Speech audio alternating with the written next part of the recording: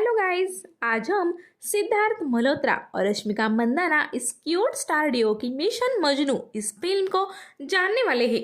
ये स्टोरी पाकिस्तान में रहने वाले एक इंडियन स्पाई एजेंट के लाइफ के बारे में है, जिसे अपने ड्यूटी को निभाते हुए अपने फैमिली को खोना पड़ता है।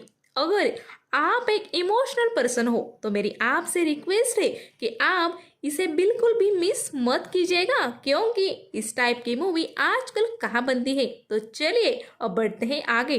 स्टोरी के इंट्रो में हमें दिखाया जाता है कि वर्ल्ड वॉर 2 को 1945 में अमेरिका के जापान पर न्यूक्लियर वेपन यूज करने के बाद थमाया गया था। न्यूक्लियर वेपन्स काफी तबाही मचाने वाले होते हैं, जिसका ज्यादा यूज होने पर लिविंग थिंग्स पूरी तरीके से डेंजर में आ सकते हैं। अगले कुछ सालों बाद इंडिया भी न्यूक्लियर वेपन्स डेवलप करने लगा था। इसी बीच 1971 तक पाकिस्तान ने अब तक 3 बार इंडिया से वॉर में हार झेली थी। इन दोनों बातों को ध्यान में रखते हुए पाकिस्तान भी अपना न्यूक्लियर वेपन डेवलप करने के बारे में सोचता है।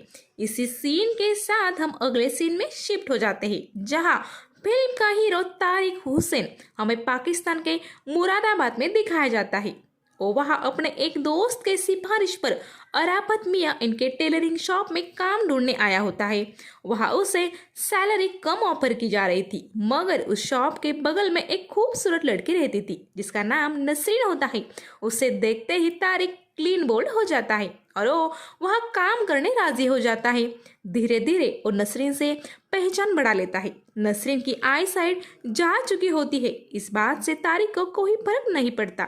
फिर वो दोनों एक दूसरे को पसंद करने लगते हैं। एक दिन उन दोनों को बातें करते हुए नसरीन के पिताजी शोहेब मियाँ देख लेते हैं, जिसके बाद वो तारिक को मिलकर उसे नसरीन से दूर रहने बोलते हैं। मगर तारिक उनसे सच बोलता है कि मैं आपके बेटे संग निकाह करना चाहता हूँ और मैं उसे खुश रखूंगा। तारिक इतना कमाता नहीं था, जिस वजह से शोहेब मियाँ इस रिश्ते के लिए राजी नहीं होते।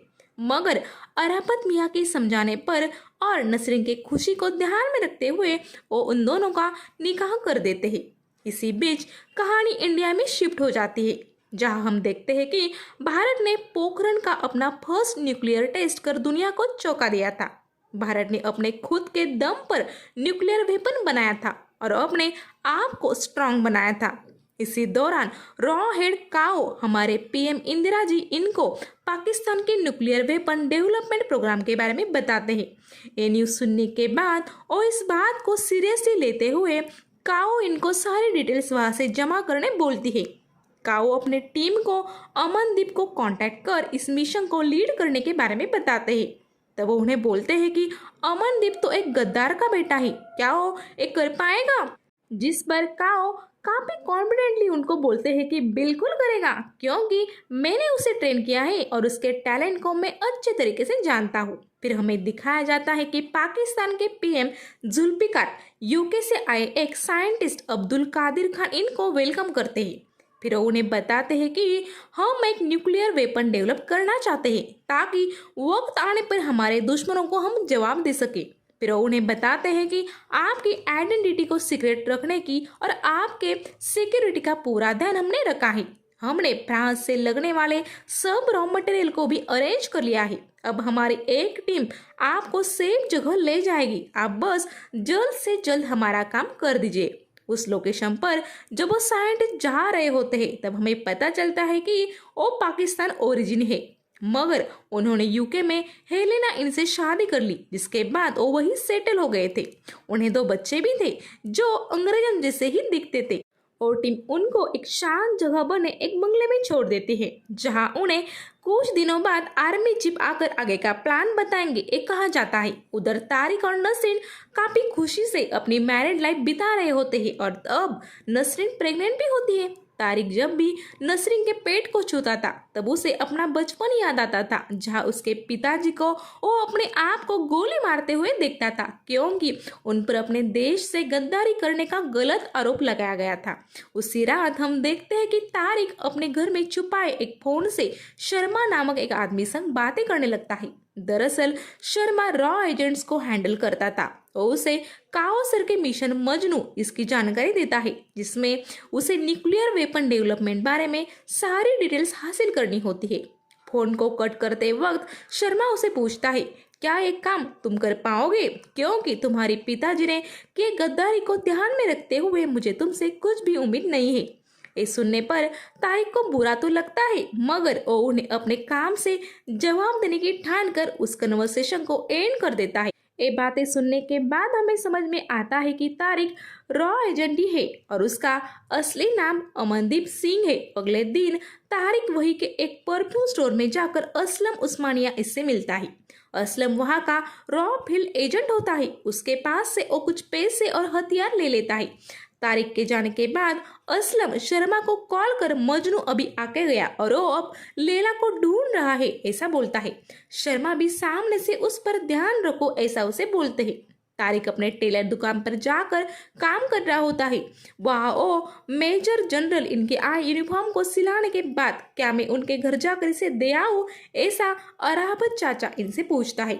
वो भी संभाल कर ले जाना ऐसा बोलकर उसे भेज देते हैं।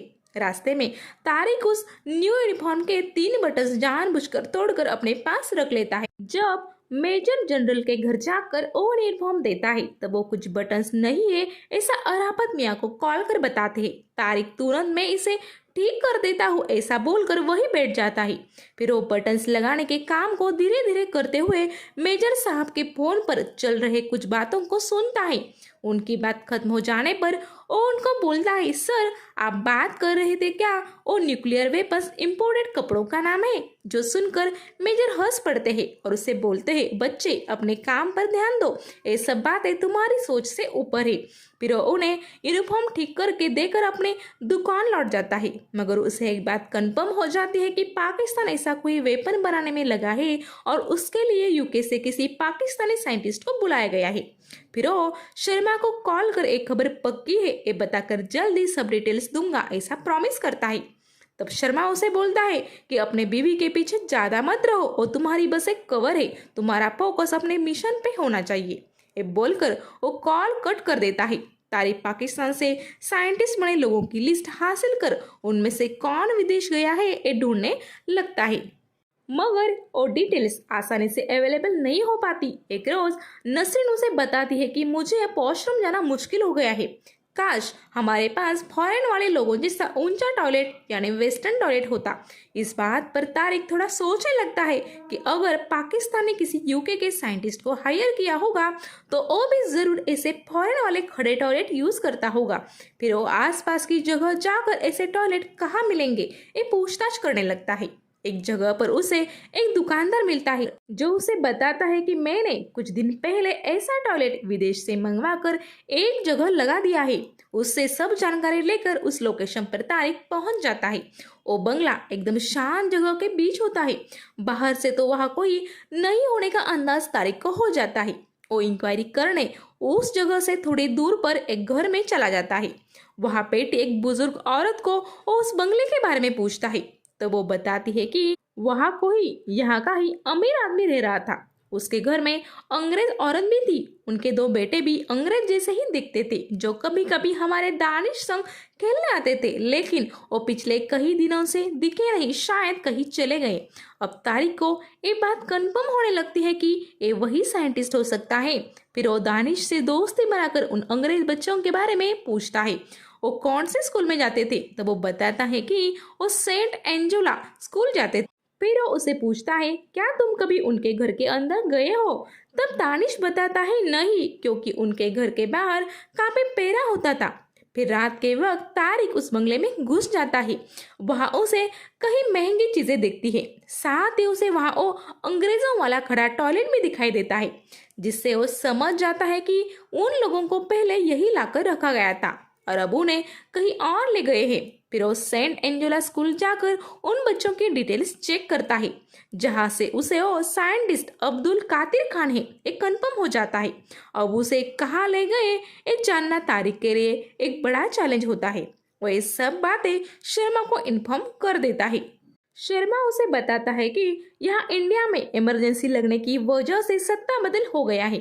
अब नए पीएम मोरारजी देसाई है जो पाकिस्तान से दोस्ती बढ़ाकर अमन चाहते हैं। उन्होंने ये मिशन रोकने बोला है, जिस वजह काओ ने रिजाइन कर खुद ही इस पर काम करने की ठान ली है। फिलहाल तुम भी रुक जाओ, अगर कुछ लगेगा तो मैं बता दूंगा। तारिक उन्हें समझा रहा होता है कि अब इस मिशन को ऐसे ही अधूरा छोड़ना खतरनाक हो सकता है, मगर शर्मा उसे डांटता है कि फॉलो द ऑर्डर्स और फोन काट देता है। तारिक को ऐसे छुप कर बात करते हुए उसके फादर इन लॉ शोहेब देखते ही उन्हें लगता है कि शायद उसका बाहर अफेयर चल रहा है। इस बात को लेकर उन दोनों में झगड़ा भी होता है।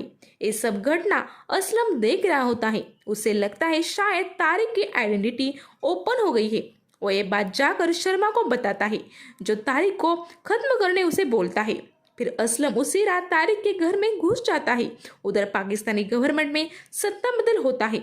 वहां के पीएम को गद्दार के जुर्म में वही का जनरल अरेस्ट कर लेता है और खुद को देश का कंट्रोलर घोषित कर देता है। इधर तारिक के घर में शोक का माहौल होता है, क्योंकि उसके फादर इन लॉ को असलम मार देता है, क्योंकि वो तारिक को बचाना चाहता था। जब ये बात तारिक को समझती है तब वो असलम से लड़ जाता है। तभी वहाँ मौलवी आ जाते हैं, जो उन्हें रोक देते हैं। फिर वो अपने आप को रॉ का सीनियर एजेंट बताते हैं और उनका नाम रमन सिंह होता है। फिर ये तीनों एक सुनसान जगह जाकर इस मिशन के बारे में डिस्कस करते हैं और काओ इनके बारे में भी बात करते हैं। फिर ये तीनों डिसाइड करते हैं कि चाहे जो भी अंजाम हो, हम इस मिशन को अपनी तरफ से कंटिन्यू ही रखेंगे। इधर इंडियन गवर्नमेंट को इजराइल के मोसाद स्पाई एजेंसी से खबर मिलती है कि शायद पाकिस्तान न्यूक्लियर वेपन क्योटा में बनाने जाएगा और अगले 4 दिनों में इजराइल उस जगह को बम के जरिए उड़ाने वाला है। तारिक को अपने काम पर जाने के बाद समझता है कि उनको अर्जेंट में 60 आर्मी जवानों की यूनिफॉर्म रेडी करने का ऑर्डर मिला है। इससे पहले उनके यहाँ ऐसा ऑर्डर नहीं आया था। इस सब पर सोचने के बाद तारिक समझ जाता है कि शायद ये उसी सीक्रेट मिशन के लिए हो सकता है।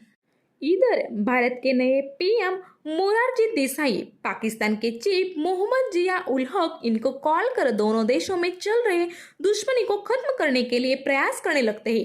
पाकिस्तान भी हम दुश्मनी नहीं दोस्ती चाहते हैं ऐसा झूठ बोल देता है। नसरीन को अपने बच्चे की मूवमेंट एक दिन महसूस नहीं होती और तारिक संग डॉक्टर के पास चेकअप के लिए जाती है। वो उसे बताती है अगर माँ को कोई स्ट्रेस हो तो बच्चे पर भी इस बात का परिणाम होता है। तब तारिक उन्हें बताता है कि पिछले कुछ दिनों से मैं काम में काफी उजला हुआ था, जिस वजह से अपने बेगम को समय नहीं दे पाया। हमारे बीच कुछ झगड़े भी हुए, शायद यही रीजन होगा। फिर वो नसरीन को उसके माँ के घर कुछ दिन रिलैक्स होने छोड़ देता है। वो 60 यूनिफॉर्म्स बनाकर आर्मी से ट्रक से जा रहे होते हैं। तब तारिक अपने साथीदार रमन सिंह और असलम इनके संग उस ट्रक का वैसे ही यूनिफॉर्म पहनकर पीछा कर उसे रोक देते हैं। वो उन्हें पूछते हैं इसमें क्या जा रहा है और ये ट्रक कहाँ जाएगा। तब उन्हें ये ट्रक क्वेटा जाएगा ये पता चलता है। तारिक जाकर क्वेटा मार्केट में घूमते हुए जानकारी निकालने लगता है। उसे पता चलता है कि एक पहाड़ी के पीछे कुछ तो भट्टी बनाने का काम चल रहा है। वहाँ तारिक असलम संग चुपके से जाकर देखता है कि वही न्यूक्लियर डेवलपमेंट हो रहा है। इसी बीच उन्हें वहाँ पेट्रोलिंग कर रहा एक सोल्जर पकड़ता है, मगर उसको वो बराबर ठिकाने लगा देते हैं। वो आकर ये बात शर्मा को बताते हैं। शुरुआत में तो शर्मा गुस्सा होता है कि तुम्हें मिशन रोकने बोला था ना, मगर बात के इम्पोर्टेंस को समझकर उन्हें कुछ प्रूफ भेजने बोलता है, जिसके जरिए वो उसके सीनियर से बात कर सके। अब वहां जाकर प्रूफ लाना एक काफी खतरनाक काम होता है। अपने वतन से सच्चा प्यार करने वाला एजाबाज नौजवान एक करने की ठान लेता है। वहां जाने से पहले वो काओ इनको दुबई में एक लेटर भेजता है, जिसके संग कुछ पैसे भी होते हैं। फिर वो वापस उसी जगह जाने की कोशिश करता है, मगर वहाँ काफी बंदोबस्त होता है। इसी बीच वो देखता है कि वहाँ ड्यूटी कर रहे कुछ सोल्जर्स पास ही के गांव में सलून आते थे। वहीं जाकर एक रोज वहां से कुछ सोल्जर्स के बालों के सैंपल इकट्ठा कर इंडिया जाने वाली ट्रेन पकड़ लेता है। ट्रेन के अंदर वो काफी चालाकी से उन सैंपल को एक लेडी के लगेज में छिपा देता है। तब उसे ट्रेन में ड्यूटी कर रहे कुछ भारत के सैनिक देख लेते हैं। वो उस पर हमला भी करते हैं, मगर तारिक काफी तेज होता है। वो वहां से निकल कर वापस पाकिस्तान आ ही जाता है। इस बीच उसे हाथ पर गोली भी लगती है, मगर वो अपनी फिक्र किए बिना शर्मा को कॉल कर बताता है कि मैंने हेयर्स के सैंपल ट्रेन से आ रही एक लेडी के बैग में रखे हैं। आप उसे लैब टेस्ट करो, उसमें ज़रूर आपको न्यूक्लियर के सैंपल मिलेंगे क्योंकि ये वहाँ काम कर रहे कुछ सैनिकों के बाल हैं। शर्मा जब उन्हें लैब में भेजता है तब सही में वो न्यूक्लियर अफेक्टेड होते हैं। शर्मा को पहली बार एहसास होता है कि तारिक वाकई एक बढ़िया स्पाई एजेंट है और मैं खामखा उसे इतने दिनों तक अंडर एस्टिमेट करता रहा। शर्मा अपने पीएम को डिटेल्स दिखाकर इसराइल को क्योटा अटैक न करे इन्फॉर्म करने बोलता है क्योंकि डेवलपमेंट क्वेटा में चल रही थी और वो जगह भारत के बॉर्डर के करीब थी। अटैक होने पर भारत को भी नुकसान हो सकता था। साथ ही वो पाकिस्तान को ऑन करने के लिए भी उन्हें रिक्वेस्ट करते हैं। पीएम देसाई इसराइल को अटैक रोकने बोलते हैं। साथ ही तुरंत जनरल जिया इनको कॉल कर आप क्योटा में जो कुछ कर रहे हो उसे तुरंत बंद करने बोलते हैं। साथ ही ऐसा न करने पर भारत अपने दोस्त देशों के साथ 1 घंटे में पाकिस्तान का नामो निशान मिटा देगा, ये धमकी भी देते हैं। इस बात से डर कर जनरल जिया उस डेवलपमेंट को रुका देते हैं और यही मिशन मजनू सक्सेसफुल हो जाता है। पाकिस्तानी चीफ अपने लोगों को बोलते हैं कि हमारे यहाँ छुपे भारत के स्पाई एजेंट्स को ढूंढ ढूंढ कर खत्म कर दो। इसके बाद असलम का पता पाकिस्तान के लोगों को चल जाता है। वो उसके घर जाकर उसे काफी टॉर्चर करते हैं और अपने साथियों के नाम बताने बोलते हैं, मगर असलम आखिरी सांस तक कुछ नहीं बोलता और वो लोग उसे बेरहमी से मार देते हैं। असलम के फोन न उठाने पर रमन सिंह उसके घर आता है, तब उसे वहां छुपे पाकिस्तान के एजेंट्स देख लेते हैं और उसका पीछा करते हैं। रमन सिंह एक सीक्रेट मैसेज तारिक तक पहुंचा देता है। फिर रमन सिंह के घर जाकर पाकिस्तानी एजेंट्स उसके इंक्वायरी करने लगते हैं और उसके कुछ न बोलने पर उसे भी असलम की तरह बेरहमी से मार देते हैं। रमन सिंह के कॉल रिकॉर्ड से तारिक के घर का एड्रेस पाकिस्तानी एजेंट्स जान लेते हैं। इधर सीक्रेट मैसेज मिलने के बाद तारिक नसरीन से बोलता है कि अब उसे दुबई में अच्छा काम मिल गया है और उन्हें अब तुरंत वही जाना होगा। जब पाकिस्तानी एजेंट्स तारिक के घर जाते हैं तब उन्हें वो खाली मिलता है, मगर वहां नसरीन के रूम में उन्हें पड़ी एक तस्वीर मिलती है जिससे वो उन दोनों का फेस जान जाते हैं। तारिक और नसरीन एयरपोर्ट आ जाते हैं, मगर वहां पहले से ही पाकिस्तानी एजेंट्स मौजूद होते हैं। खुद का चेक इन हो पाना इम्पॉसिबल है। इस समझने पर तारिक नसरीन को एक जगह बिठाकर उसे बताता है कि मेरा टिकट दूसरे प्लेन का है, तुम पहले चली जाओ, मैं बाद में शाम तक आ जाऊंगा। फिर वो उसके पेट पर चूम कर उसे एक व्हील चेयर पर बिठा देता है। इस समय उसके आंखों में आंसू होते हैं, मगर नसरीन को वो दिखते नहीं। तो बेचारी हंस रही होती है और उसे एक एयरपोर्ट अटेंडेंट प्लेन में चेक इन करने ले जा रहा होता है। तभी एक एजेंट उसके पास जाने लगता है। ये देखकर तारिक जोर से भारत माता की जय ऐसा चिल्लाकर उसका ध्यान बटा लेता है। फिर एयरपोर्ट में उन लोगों से छुपने लगता है। दरअसल उसको तो सिर्फ नसरीन का प्लेन टेक ऑफ होने का इंतजार होता है ताकि वो और उनका बच्चा जिंदा रहे। फिर वो सभी एजेंट्स तारिक को ढूंढने लगते हैं। कुछ समय बाद वहां से प्लेन उड़ जाता है। वो अनाउंसमेंट सुनने के बाद तारिक हंसने लगता है। तब एक एजेंट उसके सर पर बंदूक रोक देता है। सभी एजेंट्स वहां आकर तारिक के बदन को गोलियों से छलनी कर देते हैं। एक काफी दर्द भरा सीन होता है। सच में स्पाई एजेंट भी किसी सोल्जर से कम नहीं होते, मगर उन्हें कभी वो पहचान या मान सम्मान नहीं मिलता। नसरीन को दुबई एयरपोर्ट पर काओ मिलते हैं जो उसे तारिक की चिट्ठी पढ़कर सुनाते हैं जिसमें उसने असलियत और सब बातें बताई होती है। आखिर में वो लिखता है, अगर हमें बेटा हुआ तो उसका नाम अमन ही रखना क्योंकि हम सब अमन ही चाहते हैं ना। ये सीन काफी इमोशनल होता है। नसरीन फूट फूट कर रोती है। काहो उसे बताते हैं कि तुम्हारा पूरा ख्याल या हमारा गवर्नमेंट रखेगा, तुम्हें बस अपनी पहचान बदल कर रहना होगा। इसी सीन के साथ ये बढ़िया मूवी खत्म हो जाती है। अगर आपको मेरा एक्सप्लेन अच्छा लगे तो चैनल को सब्सक्राइब कर मुझे सपोर्ट करें। अब वक्त है आपसे विदा लेने का। Good bye.